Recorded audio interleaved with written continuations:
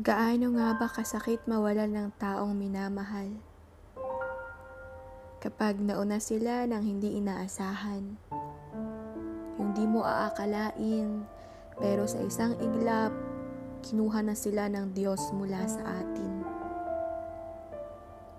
Kaibigan, kapamilya o kakilala, may mga taong mapapalapit sa atin. Namamahalin natin at magkakaroon ng parte sa mga buhay natin, mga taong masasabi nating importante. Pero ang buhay, hindi talaga natin kontrolado. Tanging Diyos lang ang may hawak nito.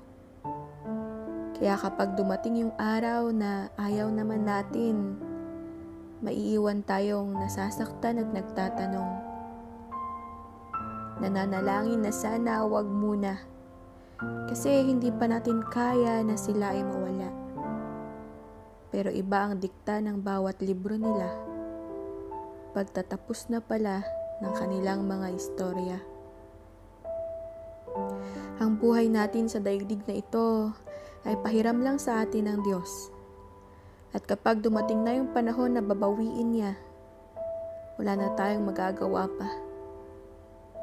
Masakit, malungkot at sadyang nakakapanlumo.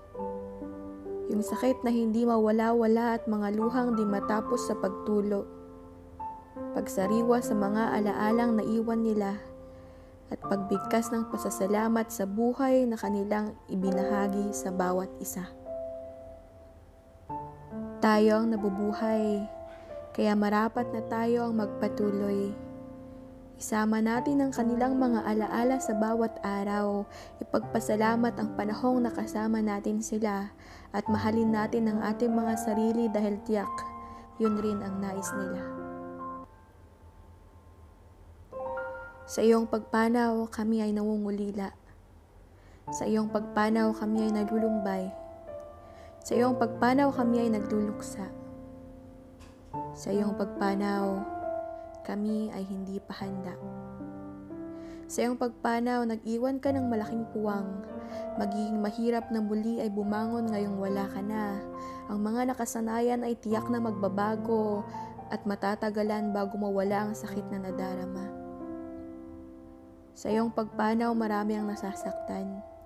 Marami ang nangangarap na sana panaginip na lamang. Na sana ang lahat ng ito ay hindi katotohanan at sa pagmulat ay ngiti mo ang masisilayan. Sa iyong pagpanaw, mahirap tanggapin na ang kagaya mo ay kinuha na mula sa amin. Kung pwede lang sana ang libro mo ay wag mo nang isara. Kung pwede lang sana. Magagandang iyong nagawa para sa kapwa, ngayon ay nababasa na ng madla. Mga parte ng buhay mo na hindi alam ng nakararami, ngayon ay ikinikwento bilang paggunita. Salamat sa mga aral ng buhay na iyong ibinahagi. Salamat sa pagtayo bilang aming haligi. Salamat sa mga kwento, tawa at ngiti. Salamat sa pagmamahal na hindi namimili. Kami ang magtutuloy ng iyong kabutihan. Kami ang patuloy na sa buhay ay lalaban. Kami ang magsasabuhay sa lahat ng iyong mga salita.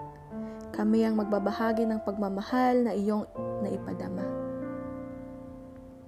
Maraming salamat at kami ay naging parte.